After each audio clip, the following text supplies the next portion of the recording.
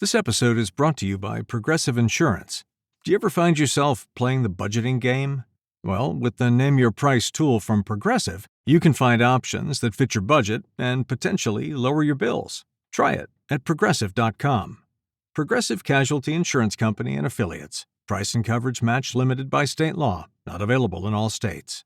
When you need to send the perfect rose bouquet, only one brand can say they've been the floral authority for 50 years. 1-800-Flowers. Why should you trust 1-800-Flowers? They hand-select every stem to ensure top quality. And with nationwide delivery, smiles and satisfaction are 100% guaranteed. And right now, when you order a dozen multicolored roses, we'll double it at no extra cost. Don't miss out on this limited time offer. Order today at 1-800-Flowers.com/podcast. That's 1-800-Flowers.com/podcast.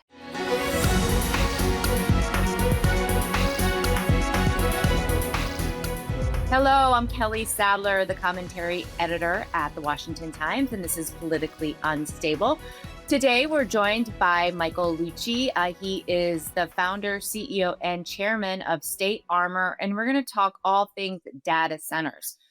Michael, as you know, this is the most heated debate going on domestically in the United States, where these data centers are going to be established, what the environmental impacts of them are.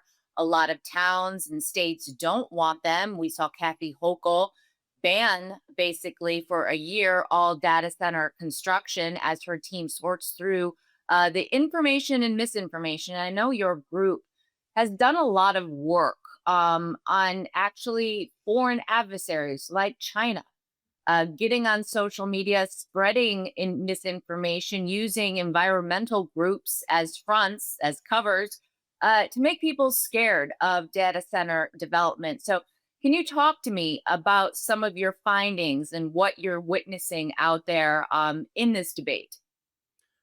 Well, what we find is that China seems to be beginning a broad influence campaign, as they've done on so many other related topics, such as American energy resilience.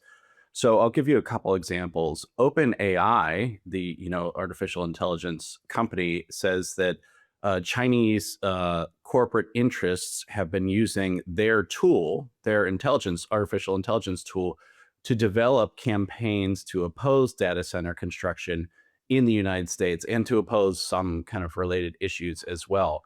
There's also evidence that Neville Roy Singham, who's under congressional investigation, potentially Treasury investigation, for operating as an agent of the Chinese Communist Party and financing things on behalf of the Chinese Communist Party, is pouring funds into some of this anti-data center activity as well. And then Chinese state media, in their English language publications, has repeatedly published that they think data centers are a bad idea for the United States.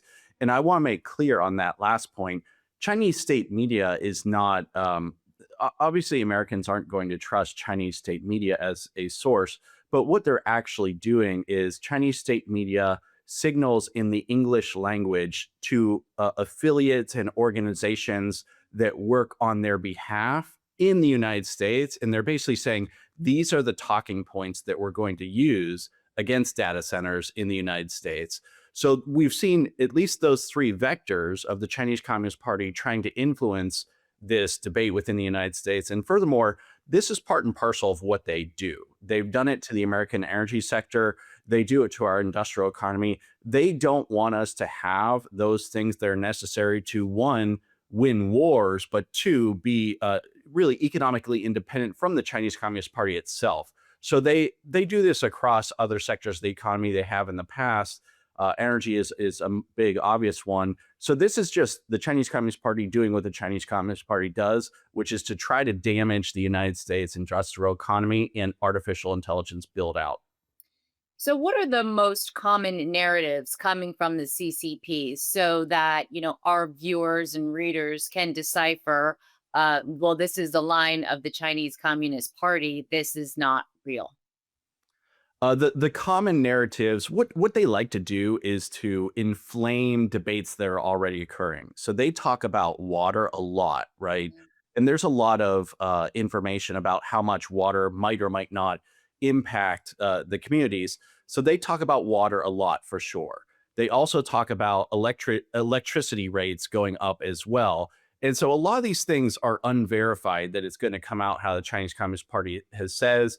And furthermore, there is some evidence that when you bring a data center online and they bring their own electricity, which is what President Trump is trying to get them to do at the national level, what Governor Abbott here is trying to get them to do, they actually become a net supplier of electricity to the rest of the grid because they take care of their own needs and then they sell the rest onto the grid. So the data centers are, there's a lot of information coming out about data centers that is not true. And then the Chinese Communist Party likes to inflame that part of the debate to make people really get at each other's throats on this type of topic. Let's talk about the water issue because my mom raised it when I was in upstate New York just the other day. The environmental impacts of these data centers. I live in the state of Virginia. If you go to Loudoun County, you see these massive buildings. No one really knows what they're doing in there. And then are concerned about water supply, rightly so. I mean, Aaron Brockovich has gotten on this and is saying that these centers aren't safe. So, can you talk to me a little bit about the environmental impact of these centers and what we know so far? Yeah, well, the argument is that data centers, first, that they consume a ton of water, and that argument is actually kind of falling apart. They're not big consumers of water, and furthermore, they're able to kind of get a set amount of water and just keep reusing that water. So that's the first argument, is that they're just consuming vast amounts of water. There's been research that's come out, like they consume a tiny fraction of what golf courses consume, of what almond farmers in California consume. So that argument that they consume too much water is kind of falling apart. So now they're pivoting towards, okay, well, they're going to make the water really dirty for drinking. There's really just not evidence of that yet either. Of course, we should be careful about anything that would cause any damage to the quality of our drinking water. We're just not finding it yet. If folks want to look into that, that's fine, but we shouldn't base a decision on whether to shut down, this sector of our economy based upon someone saying, well, maybe it could cause damage someday, somehow. I mean, that you could make that argument indefinitely. You could always say, like, well, we should investigate this, we should investigate that. Hmm. You need to have evidence that it's causing some harm. You need to be able to test that evidence. And if it's occurring, then you mitigate that. But if it's not occurring, and we haven't seen strong evidence that this is occurring, then we have to regard it as, an argument being made, but it's not an argument that's valid at this point. What about the sheer size of these data centers? I think that surprises a lot of people, the acreage that is needed to facilitate them. Why do they have to be so large? And I mean, really, they are eyesores. Yeah, so the size of the data center, these can vary widely. I mean, there are some data centers that exist on a city block and people don't even know about it. I mean, these have been around for a while. Now, what you're pointing to is that some of these are going to get a lot larger. I'm in Texas, and I believe, Elon Musk is planning to build a massive one kind of out in the rural area of Texas. He's building a lot around that as well. I mean, part of the reason for the size is that there's a lot more computation going on. So a data center, such as ones that exist, would be, providing storage and computation so that you and I might watch Netflix or something like this. So there's going to be data centers used in that type of programming and that type of use of commercial services.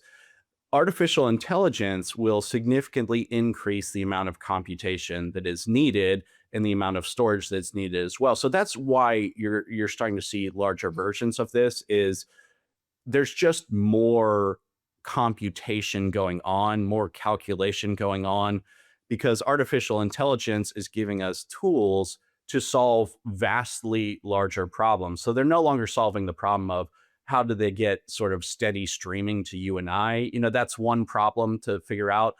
But now they're putting in things like the 30 most challenging math problems of the last 200 years that haven't been solved. And they're starting to solve those problems. And where they're going to move is, say, for example, development of drugs.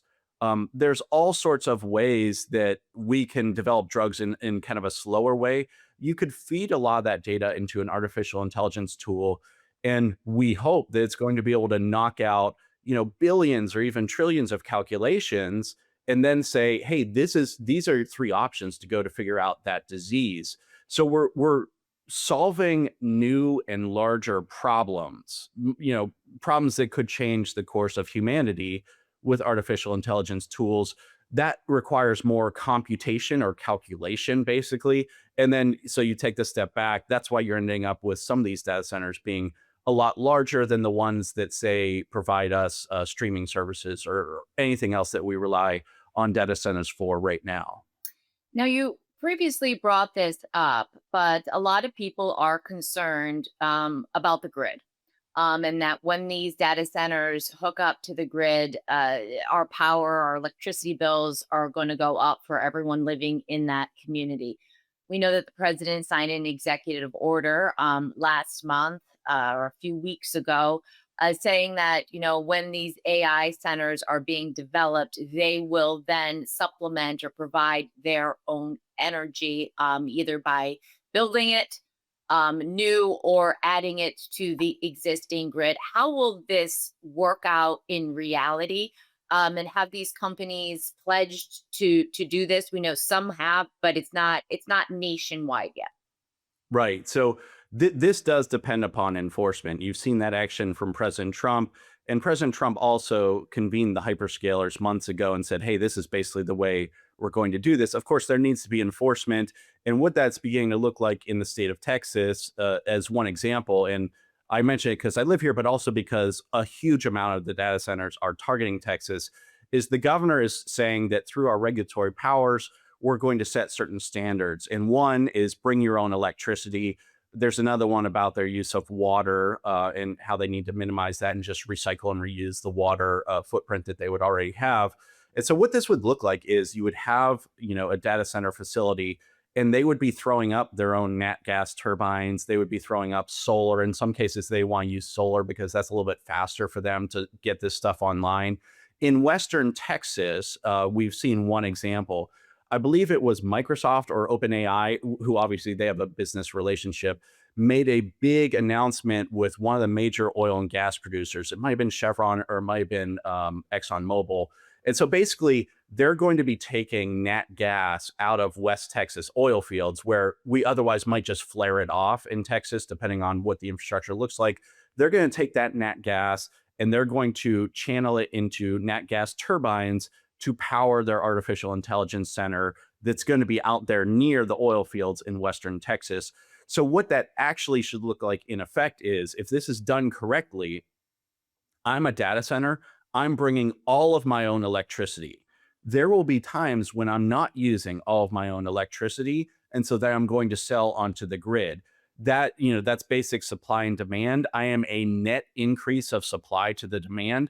That should cause a net, marginal decrease in price for other users, residential users in the community. So that's the way it should work, is they bring their own power, and sometimes they won't be using all that power. So they sell it onto the grid, and they might, bump the price down of utilities for the community around them.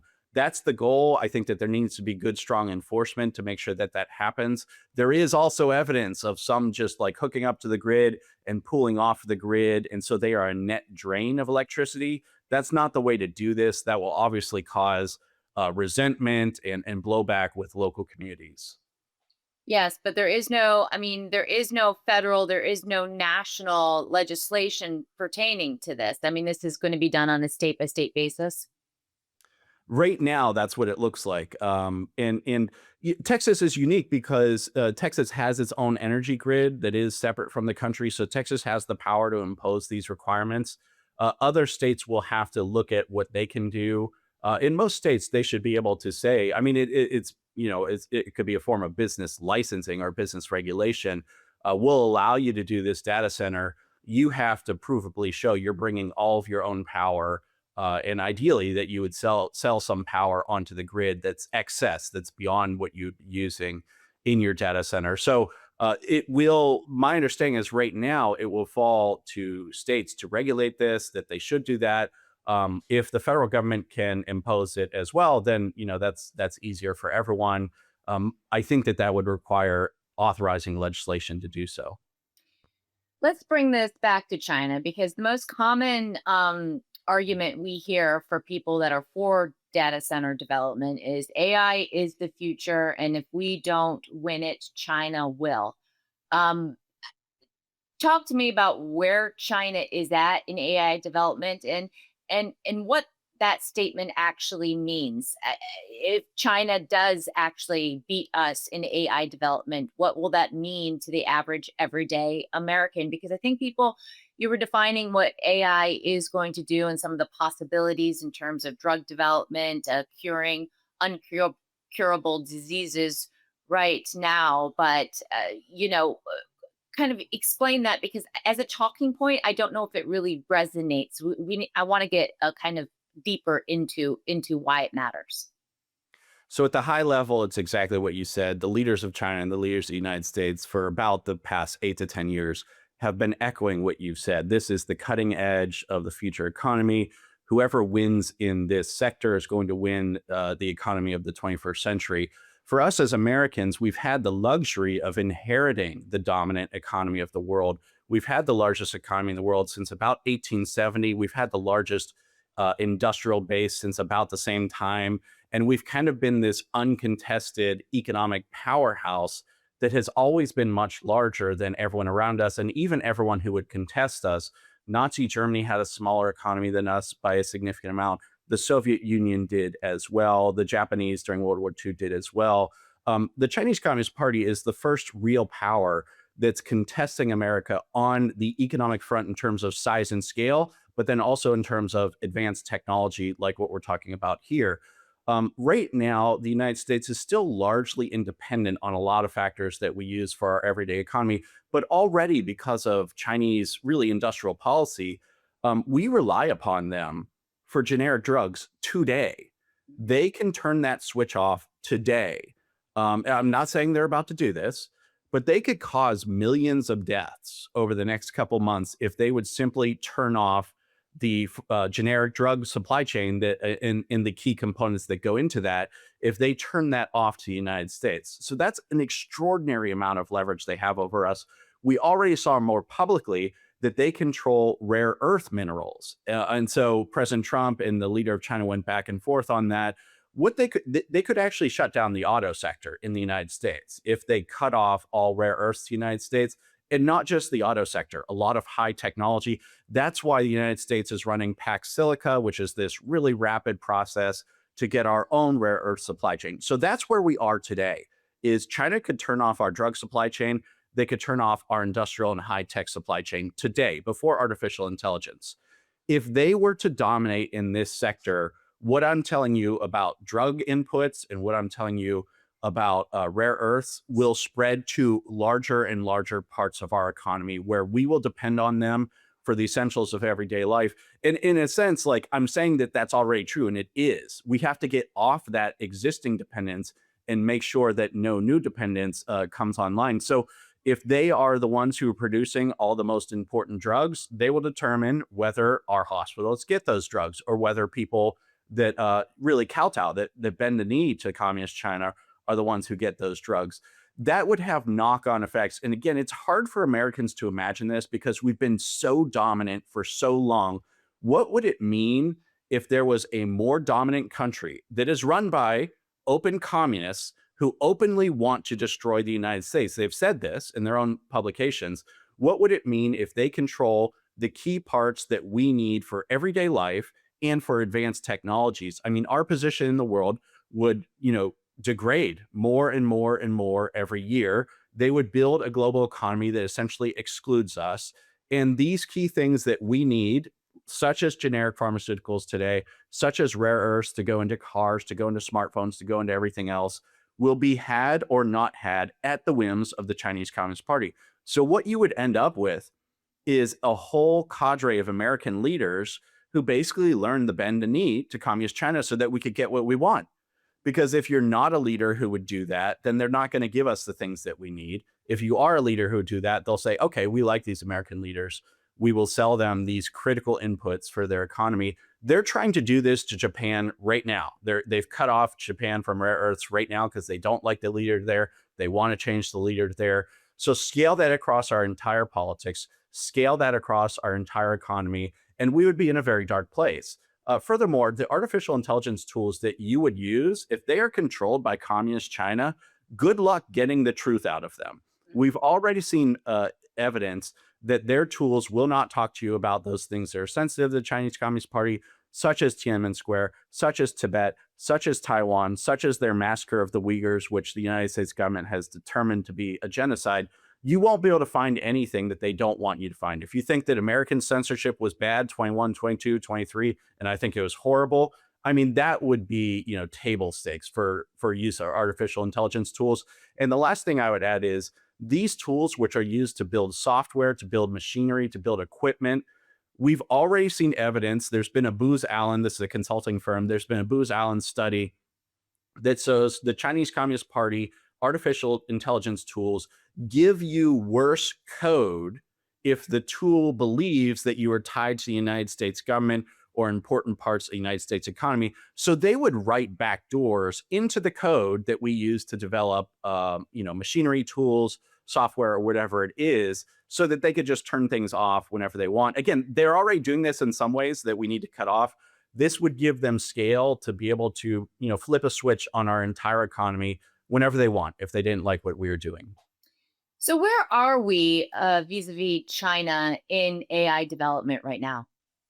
Our frontier labs, which is our top two, so that's Anthropic and OpenAI, they are still the cutting edge. They are on whole, they are ahead of the Chinese models. So those are closed source models. China is pushing open source models, and they've had some releases from these as well. They are quite good. I mean, they are quite advanced. And really, you could kind of see the Chinese model playing out here. What they did with our manufacturing economy is they'd say like, hey, why don't you outsource the low value part of that to us? And we did that. I think, that was pretty stupid. And then over time, we realized like, wait a second, they offered us a really low cost. And what they actually got was control. And so I think that that's where they're at right now. So they're offering something that's lower quality. In some cases, it's close, but it's lower quality. They're offering it at a much lower cost. It's an open source model, so it's a much lower cost. So they're close to us, magnitudes lower price. And so they want users, and there are American technology companies that are going to use those Chinese tools right now. They're using them every day. The rest of the world, the same thing will happen. The rest of the world will start using those cheaper Chinese tools today. So the high-end stuff, we have the best. We need to build out our own open source ecosystem so that we have these low-cost models that are not quite as good, but they're much lower on cost. We need to build that out. Otherwise, China will dominate that, and that will play out very poorly for us. That, that kind of goes into the next question that I had. As we're developing these data centers, how much are we relying on Chinese goods? Because we see, and the president frequently says, all of this alternative energy, solar, the windmills, all of this is constructed and developed in China and shipped over here. And he jokes that China isn't using this for their own energy resources. So why are we? But are they leveraging, or is there another way that they're kind of getting a cut of when these data centers are built? Are they being built with Chinese supplies? So I believe that President Trump has had an announcement, or perhaps it was a leak out of his office in the last week or so, that they're looking at specific inputs into data centers that come from China that could give the Chinese Communist Party the ability to shut down that data center. This is a very valid thing for them to investigate because, as you mentioned, on solar, Chinese companies dominate the solar inverter market. Think of this as like the AC-DC converter, the thing that's taking that sun energy and then it turns it into electricity so you could sell it onto the grid. Those solar inverters, there's substantial research showing that China remotely controls those. So basically flip them on, flip them off, cause oscillations in the energy grid, and then cause rolling blackouts or brownouts. And, some folks hear that and they're like, oh, that sounds like a right-wing conspiracy. That's according to the Washington Post. So the Washington Post published that article late last year saying China can cause rolling blackouts across our country because of their remote access and control to solar inverters, which are a key component. President Trump's FCC actually just banned those solar inverters going forward. So you still have a bunch of it out there right now. Going forward, you can't put any new versions of those solar inverters in. There is a solar supply chain that's not totally dependent on China. And so that is one option. Is to China dominates in polysilicon, which is really produced where they're committing genocide. So it's really, gross and terrible on multiple levels. There are other ways to do solar that some of the American companies are much better at. The wind energy is also dependent on China. I don't know how wind makes sense really at all. There are pockets of the country where solar would make sense even without subsidies. And I think that these data centers are interested in using solar on their own premises because it's hard. The lead time to get a natural gas turbine is actually multiple years. So if you want to use nat gas, it might take a little time. They could throw up non-Chinese solar, ideally, rather quickly. So that's what the solar industry right now is like, deeply compromised by the Chinese Communist Party. There's slave labor going into all that, which we in the United States, we've tried to ban that. And you see Uyghur Forced Labor Prevention Act, you see enforcement actions kicking out Chinese solar. And so we're always investigating that. But then the actual technology device, the inverter, these are compromised, and they could just flip off these solar stations around the country, flip them on, flip them off. The last piece I would mention, it gets to closer to what you're talking about, the data centers themselves. There's a Chinese company called Bitmain.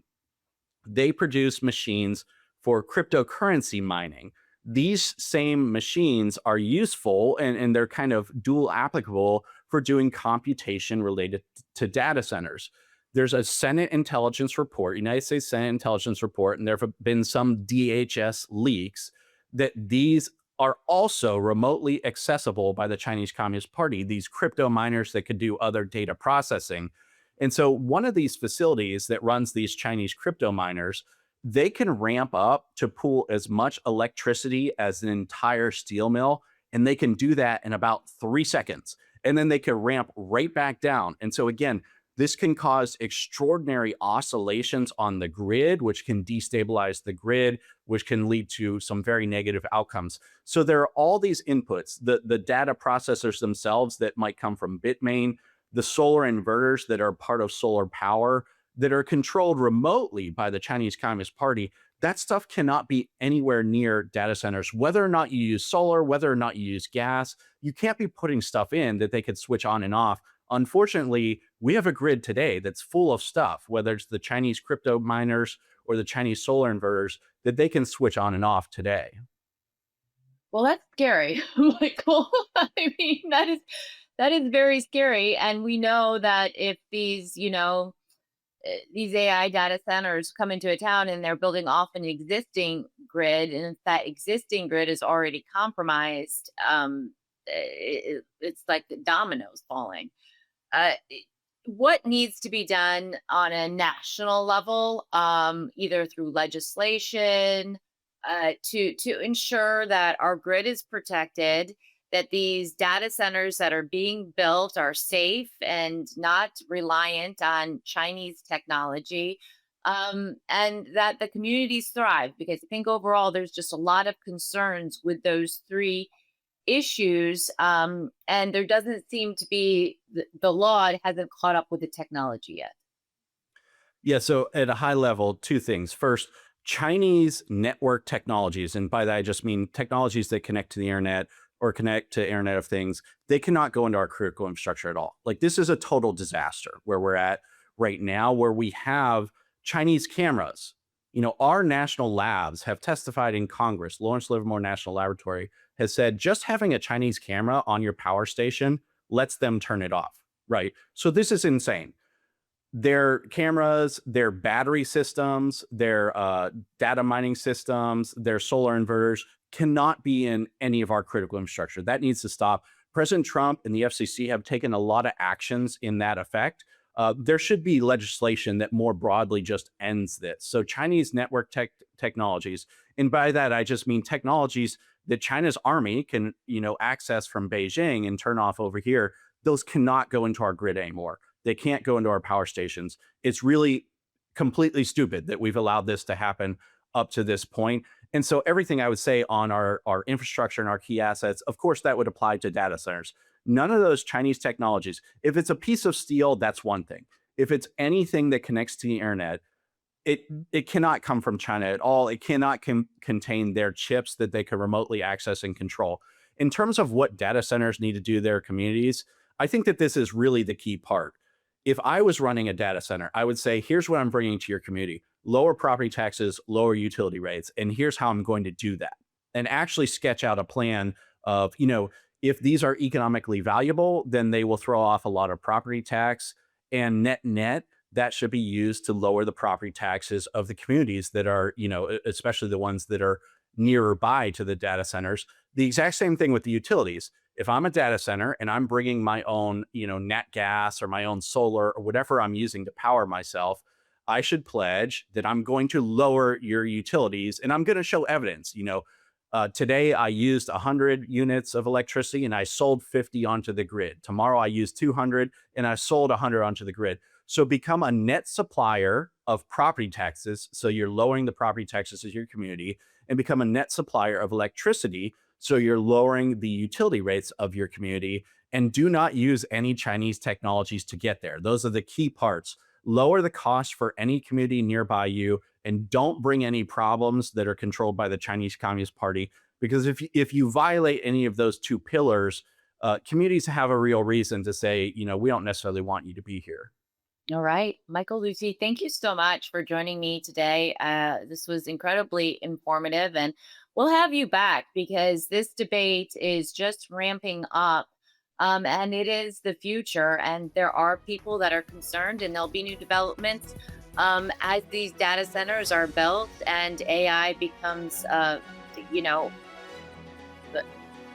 it develops more, let's just say. So thank you so much for joining me today.